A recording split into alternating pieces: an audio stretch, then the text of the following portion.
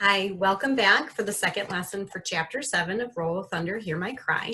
We're going to start right in with that second question on our worksheet. So let's take a look at that.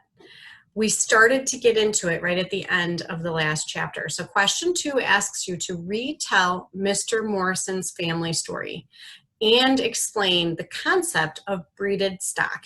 And I'm going to stop and try to explain that to you as well, because it can be a little confusing. So the last paragraph that we had, as I had just finished, Mr. Morrison was starting to get into this story.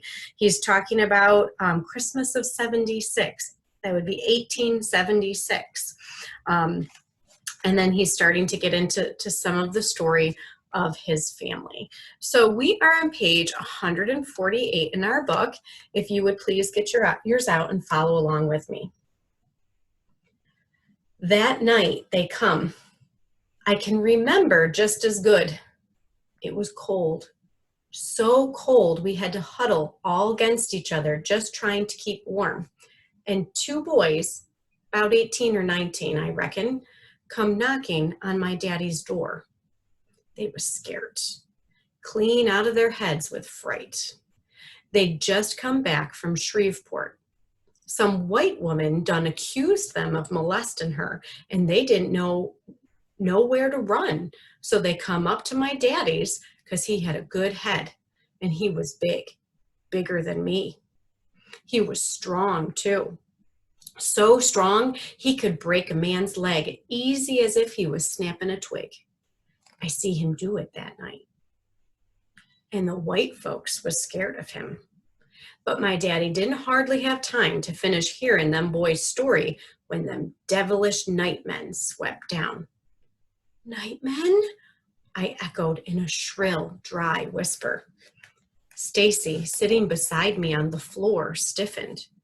Christopher John nudged me knowingly. Little man leaned forward on Papa's lap. David, Mama started, but Papa enfolded her slender hand in his and said quietly, these are things they need to hear, baby. It's their history. Mama sat back, her hand still in Papa's, her eyes wary. But Mr. Morrison seemed not to notice. Swept down like locusts, he continued in a faraway voice. Burst in on us with their rebel sabers, hacking and killing, burning us out. Didn't care who they killed. We weren't nothing to them. No better than dogs. Killed babies and old women, didn't matter. He gazed into the fire. My sisters got killed in that fire, but my mama got me out.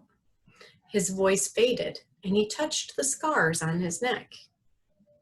She tried to get back into the house to save the girls, but she couldn't. Them nightmen was all over her, and she just threw me like I was a ball, hard as she could, trying to get me away from them. Then she fought like a wild thing right side my daddy. They was both of them from breeded stock, and they was strong like bulls. Breeded stock? I said. What's that? Cassie, don't interrupt Mr. Morrison, said Mama. But Mr. Morrison turned from the fire and explained. Well, Cassie, during slavery, there was some farms that mated folks like animals to produce more slaves.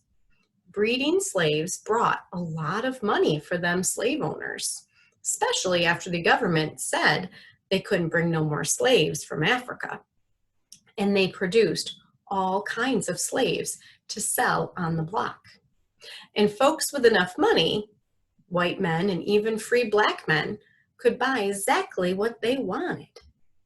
My folks was bred for strength, like they folks and they grand folks for them. Didn't matter none what they thought about the idea. Didn't nobody care. But my mama and daddy, they loved each other, and they loved us children. And that Christmas, they fought them demons out of hell like avenging angels of the Lord.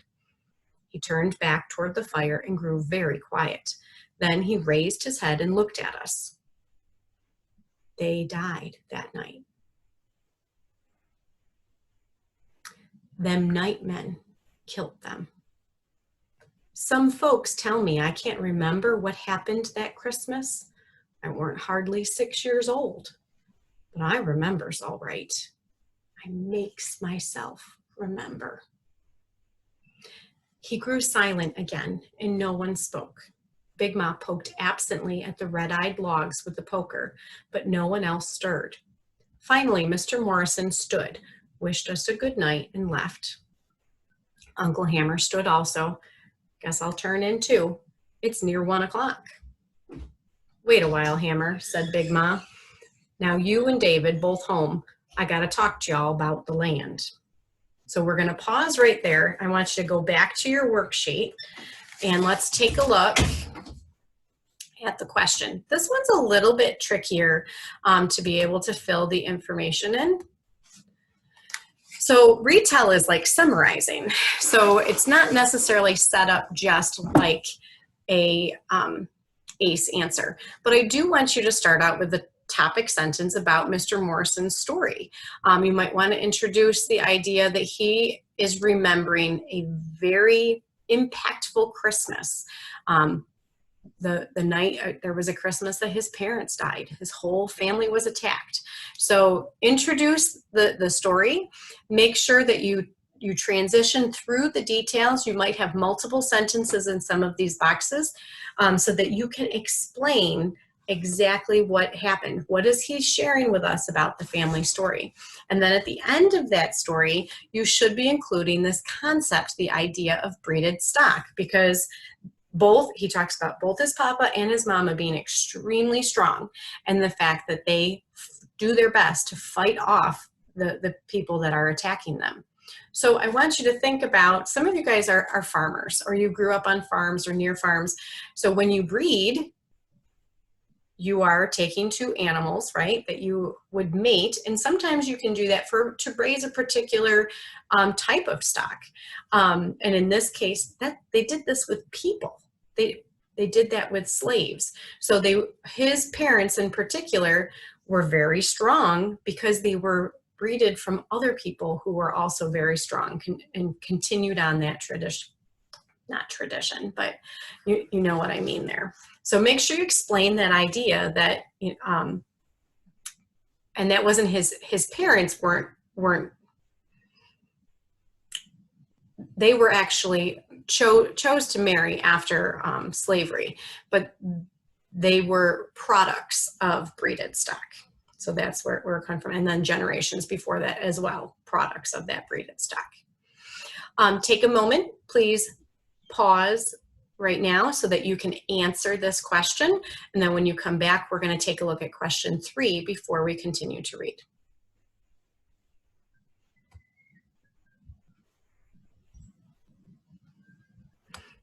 Okay, so here we are with question 3, which asks you to evaluate Jeremy's behavior toward the Logans and Stacy. Evaluate means that you need to make a judgment. You need to make some inferences here and think about, why does Jeremy act this way? So remember, this is Christmas. Jeremy is the white boy, okay? So something's going to happen here. And we see in the question, why does he give Stacy the flute and Mrs. Logan the nuts? So he comes over with these gifts. Why would he do that? And even more importantly, our second question, why is his desire to be friends with them dangerous? It's not going to truly tell you in the book the answer to that question. You need to make inferences based on all of these circumstances, particularly that story we just heard, right? Why is this dangerous for him to be friends with the Logans? All right, so I'm going to stop the share. Let's continue reading. We're on page, did I turn? Yeah, we're on page 150, right after the break. Visions of nightmen and fire mixed in a cauldron of fear awakened me long before dawn. Automatically, I rolled toward the comforting presence of Big Ma, but she was not beside me. A soft light crept under the door from Mama and Papa's room, and I immediately hurried toward it. As I opened the door and stepped into the shadowy room, lit now only by the flickering yellow of the low fire, Big Ma was saying, "Y'all start messing with these folks down in here, no telling what'll happen." "Is it better just to sit back and complain about how they do us?" Mama snapped, her voice rising. "Everybody from Smellings Creek to Strawberry knows it was them, but what do we do about it? We line their pockets with our few pennies and send our children up to their store to learn things they've got no business learning. The older children are drinking regularly there now, even though they don't have any money to pay. And the Wallaces are simply adding the liquor charges to the family bill. Just more money for them as they ruin our young people. As I see it, the least we can do is stop shopping there. It may not be real justice, but it'll hurt them and we'll have done something. Mr. Turner and the Averys and the Laniers are over 24 and over 24 other families, and perhaps even more. Say they'll think about not shopping there if they can get credit somewhere else. We owe it to the Berries." So this ties back into chapter 5 when she had asked Mr. Lanier if he'd consider shopping somewhere else. They basically want to boycott the Wallaces. We know that the Wallaces burned the Berries. Everybody knows that they burned them, but that nothing's being done about it. Absolutely nothing. So if they boycott them and they lose money, and keep in mind the statement that was, "You start messing with them, we're going to be in trouble." Yeah. "Frankly," interrupted Uncle Hammer, "I'd rather burn them out myself." "Hammer, you go to burning and we'll have nothing," Mama retorted. "Ain't gonna have nothing, no way," replied Uncle Hammer. "You think by shopping up at Vicksburg you gonna drive them Wallaces out? Then you got no idea how things work down here. You forgetting Harlan Granger backs that store." "Mary, child, Hammer's right," Big Ma said. "I'm doing what I told y'all about this land because I don't want some legal thing to come up after I'm gone that let that Harlan Granger get this place. But we go backing folks credit with our land? We'd lose it, sure. And we do that? I couldn't face Paul Edward. Paul Edward is her dead husband." "I didn't say we should back it," Mama said, "but we're just about the only family with any collateral at all." Papa looked up from the fire. "That may be, honey, but we put up this land to back this thing, and it'll be just like giving it away. Times like they are, it ain't likely that any of these people can pay the bills they make, as much as they might mean to, and if they can't pay, where would we be? We've got no cash money to pay other folks' debts." He shook his head. "No, we'll have to find another way. Go to Vicksburg, maybe, and see what we can arrange." His eyes fell upon me in the shadows, and he leaned forward. "Cassie, what is it, sugar?" So, what was Mama considering when she asked Mr. Lanier, "If somebody will back your credit, will you consider it?" She's considering herself backing their credit so that she'll pay their bills if they can't. Can they afford to do that? Can they handle that? No, might not be a good idea. "Nothing, Papa," I mumbled. "I just woke up, that's all." Mama started to rise, but Papa motioned her down and got up himself. Escorting me to bed, he said gently, "Got no cause for bad dreams, Cassie girl. Not tonight, anyway." "Papa," I said, snuggling under the warm quilts as he tucked them around me, "we gonna lose our land?" Papa reached out and softly touched my face in the darkness. "If you remember nothing else in your whole life, Cassie girl, remember this. We ain't never gonna lose this land. You believe that?" "Yes, sir, Papa." "Then go to sleep. Christmas is coming." "Books!" cried little man on Christmas morning. For Stacy, there was The Count of Monte Cristo. For me, The Three Musketeers. And for Christopher John and little man, 2 different volumes of Aesop's Fables. On the inside cover of each book in Mama's fine hand was written the name of the owner. Mine read, "This book is the property of Miss Cassie Deborah Logan, Christmas 1933. Man sold me them books, told me these too was written by a black man," Papa said, opening my book and pointing to a picture of a man in a long fancy coat and a wig full of curly hair that fell to his shoulders. Name of Alexander Dumas, a French fellow. His daddy was a mulatto and his grandmama was a slave down on one of them islands. Martinique, it says here. Man said to me they write hard reading for children, but I told him he didn't know my babies. They can't read them now, I said, they'll grow into them. In addition to the books, there was a sock full of once-a-year store-bought licorice, oranges and bananas for each of us, and from Uncle Hammer, a dress and a sweater for me, and a sweater and a pair of pants, each for Christopher John and Little Man. But nothing compared to the books. Little Man, who treasured clothes above all else, carefully laid his new pants and sweater aside and dashed for a clean sheet of brown paper to make a cover for his book.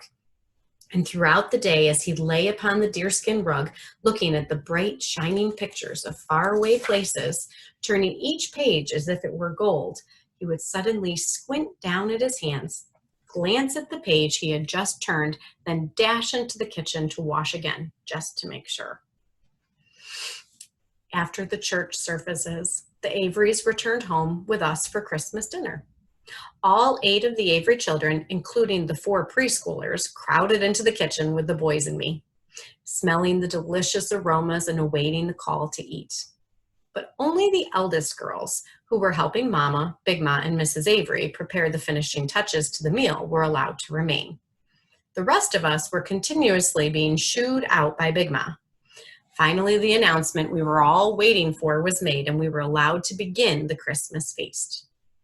The meal lasted for over 2 hours through firsts, seconds, and thirds, talk and laughter, and finally dessert. When we were finished, the boys and I, with Claude and TJ, went outside, but the half-inch layer of snow made everything sloppy.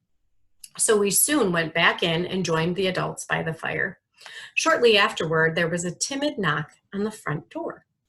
Stacy opened the door and found Jeremy Sims standing there, looking frozen and very frightened as he peered into the bright room. Everyone turned to stare at him. Stacy glanced around at Papa, then back at Jeremy. You want to come in?" he asked awkwardly. Jeremy nodded and stepped hesitantly inside. As Stacy motioned him toward the fire, Uncle Hammer's eyes narrowed, and he said to Papa, "He looks like a Sims." "I believe he is," agreed Papa. "Then what the devil?" "Let me handle it," Papa said. Jeremy, who had heard, flushed a deep red and quickly handed Mama a small burlap bag. I brung them for y'all." Mama took the bag. As she opened it, I peeped over her shoulder. The bag was full of nuts. "Nuts?" I questioned. "Nuts? Why, we got more nuts now than we know what." "Cassie," Mama scowled, "what have I told you about that mouth of yours?" Then she turned to Jeremy. "This is very thoughtful of you, Jeremy, and we appreciate them. Thank you." Jeremy nodded slightly as if he did not know how to accept her thanks, and stiffly handed a slender, paper-wrapped object to Stacy. "Made this for you," he said. Stacy looked at Papa to see if he should take it. For a long moment, Papa studied Jeremy, then he nodded. It ain't much," stammered Jeremy as Stacy tore off the wrapping. "Made it myself." Stacy slid his fingers down the smooth, sanded back of a wooden flute. "Go ahead, try it," said a pleased Jeremy. "It blows real nice." Again, Stacy looked at Papa, but this time Papa gave him no indication what he should do. "Thanks, Jeremy. It's real nice," he said finally. Then, flute in hand, he stood uncomfortably by the door, waiting for Jeremy to leave. When Jeremy did not move, Papa said, "You Charlie Sims boy?" Jeremy nodded. "Yes, sir." Okay, we're gonna wrap up this part before we end our lesson. Your daddy know you here? Jeremy bit his lower lip and looked at his feet. No, sir, I reckon not. Then I expect you'd better be getting on home, for he come looking for you. Yes, sir, said Jeremy, backing away. As he reached the door, I cried after him, Merry Christmas, Jeremy! Jeremy looked back and smiled shyly. Merry Christmas to y'all, too. TJ made no comment on Jeremy's visit until both Papa and Uncle Hammer had left the room. He was afraid of Papa and downright terrified of Uncle Hammer, so he never had much to say when either was around. But now that they had gone outside with Mr. Avery, he said, You're going to keep that thing, are you?